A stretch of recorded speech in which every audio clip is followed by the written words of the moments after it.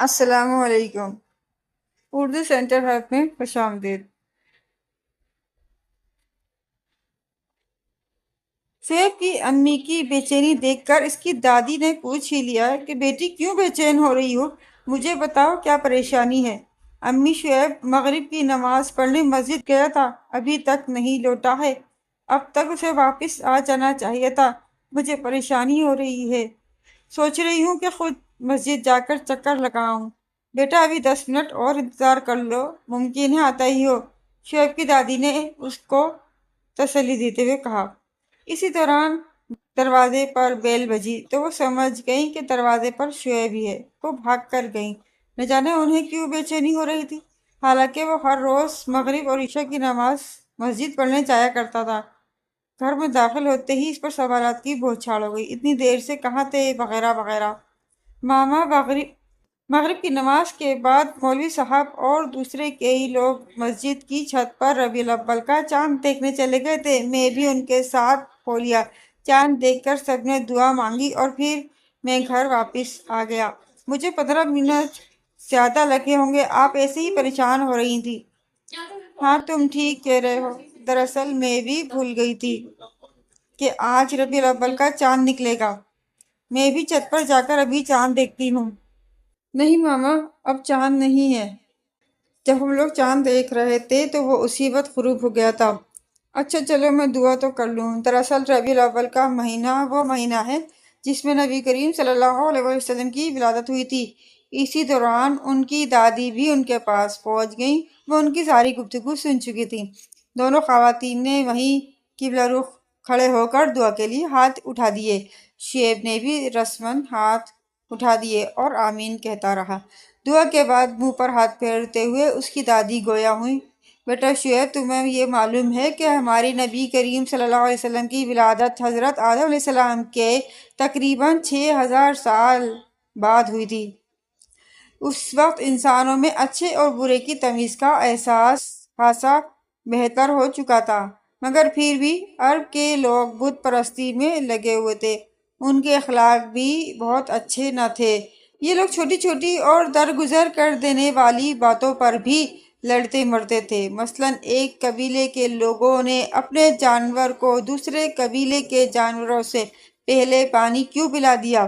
اسی بات پر ایسی جنگیں ہو رہی تھیں کہ دونوں اطراف سے لوگ مر رہے تھے۔ یہ لوگ لڑکوں کی پیدائش پر تو بہت خوش ہوتے تھے، مگر کسی لڑکی کی پیدائش پر ان کے ہاں صفِ ماتم بچھ جایا کرتی تھی، اور اکثر لوگ تو بیٹی کو پیدا ہوتے ہی زمین میں دفن کر دیتے تھے، اور اس پر انہیں کوئی شرمندگی یا خوف بھی نہیں ہوتا تھا۔ خانہ کعبہ کے اندر سینکڑوں بت رکھے ہوئے تھے، یہ لوگ ایک اللہ کو چھوڑ کر ان بتوں پر چڑھاوے چڑھایا کرتے تھے۔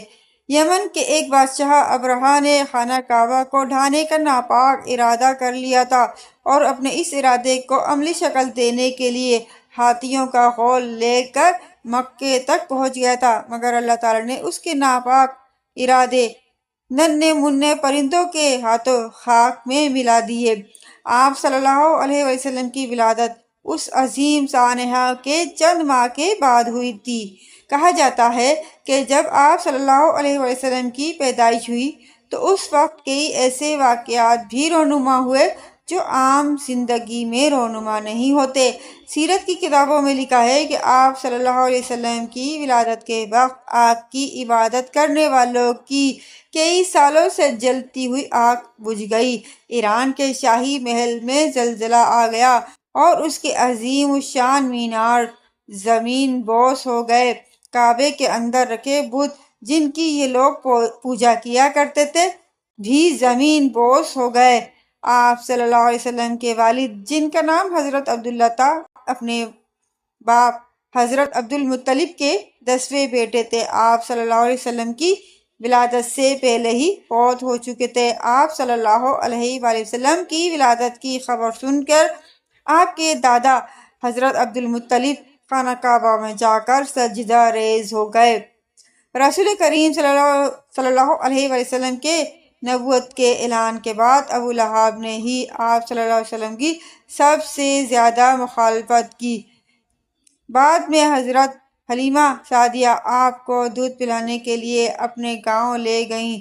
اس وقت عرب اور اس کے ارد گرد کے علاقوں میں عمرہ کا دستور یہی تھا کہ وہ اپنے بچوں کو دودھ پلانے کے لیے کسی صحت افزا مقام پر بھیج دیا کرتے تھے۔ حضرت حلیمہ سعدیہ کا کہنا ہے کہ جب وہ آپ صلی اللہ علیہ وسلم کو لے کر اپنے گاؤں کی طرف جا رہی تھی تو ان کی سواری، جو پہلے بہت سست رفتاری سے چل رہی تھی، سبک رفتاری سے چلنے لگی اور اس نے ان کے پورے قافلے کو پیچھے چھوڑ دیا۔ اس وقت ان کا گاؤں قحط سالی کا شکار تھا، مگر آپ صلی اللہ علیہ وآلہ وسلم کے آ جانے سے وہاں بھی بہار آ گئی تھی۔ ان کی بکریاں، جو کہ پہلے دودھ نہیں دے رہی تھی، پھر سے بھرپور طریقے سے دودھ دینے لگیں۔ 2 سال تک وہ آپ کو دودھ پلاتی رہیں اور آپ صلی اللہ علیہ وآلہ وسلم کی برکت سے ان کا اپنا بچہ بھی پیٹ بھر کر دودھ پیتا رہا۔ 2 سال کے بعد جب وہ آپ صلی اللہ علیہ وآلہ وسلم کو لے کر واپس مکہ آئیں تو آپ کی والدہ حضرت آمنہ رضی اللہ تعالی عنہ نے انہیں اکرام و انعام سے نوازا۔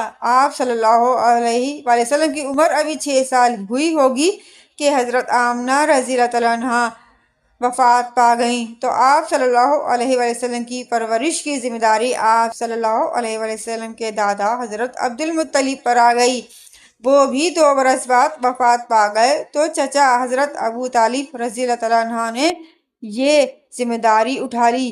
آپ صلی اللہ علیہ وآلہ وسلم کی جوانی بھی ایسی شاندار تھی کہ پورے عرب میں اس کی مثال نہیں ملتی۔ آپ صلی اللہ علیہ وآلہ وسلم کے اچھے کردار اور اخلاق کی ہر شخص ضمانت دیتا تھا، اسی لیے آپ صلی اللہ علیہ وسلم کو صادق اور امین کہا گیا۔ دادی جان، اسی وقت جب کہ ہر طرف شرک یعنی بتوں کی عبادت کیا کرتے تھے، تو ہمارے رسول صلی اللہ علیہ وسلم پھر بھی ایک ہی اللہ کی عبادت کیا کرتے تھے۔ شعیب نے اپنی علمیت کا اظہار کرتے ہوئے کہا، ہاں تم بالکل ٹھیک کہہ رہے ہو۔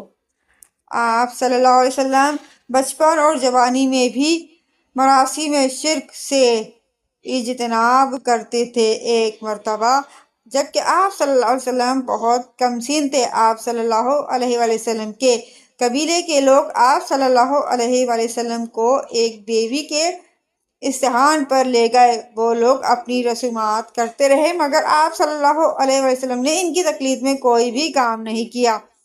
رضاعت کے دور میں آپ صلی اللہ علیہ وآلہ وسلم اپنے رضاعی بہن بھائیوں کے ساتھ بنو سعد کے قبیلے میں بکریاں چرانے چلے جاتے تھے۔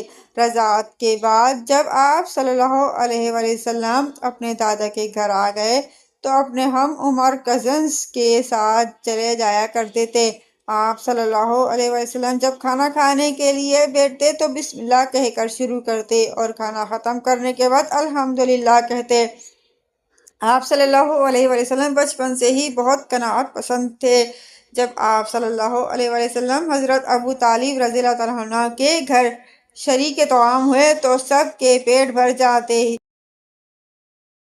اس لیے انہوں نے اپنے بیٹوں کو تاکید کر دی تھی کہ جب بھی کھانا کھانے بیٹھو تو اپنے بھائی حضرت محمد صلی اللہ علیہ وسلم کو ضرور شریک کر لیا کرو۔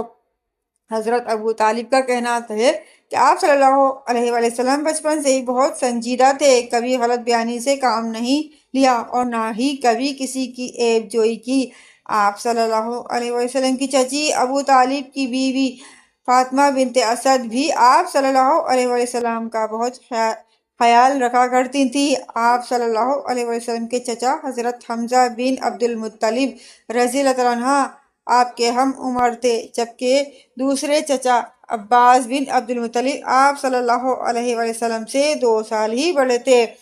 آپ صلی اللہ علیہ وآلہ وسلم ان کے ساتھ مل کر فن حرب سیکھا کرتے تھے، یعنی جنگی ترتیب لیتے تھے۔ آپ صلی اللہ علیہ وسلم کی عمر مبارک جب 12 برس ہوئی تو آپ صلی اللہ علیہ وآلہ وسلم اپنے چچا حضرت ابو طالب رضی اللہ تعالیٰ عنہ کے ساتھ تجارت کے غرض سے ملک شام کا سفر کیا۔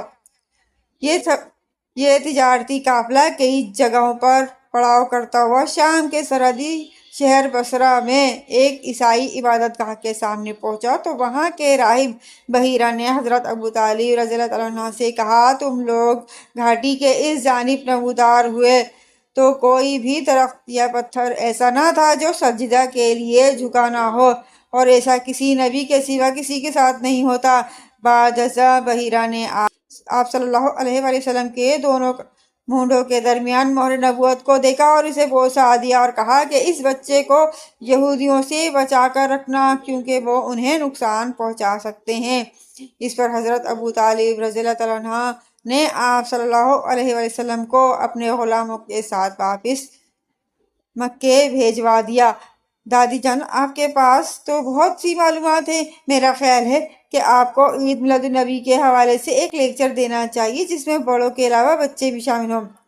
تم نے بالکل صحیح کہا شعیب، شعیب کی امی بولی۔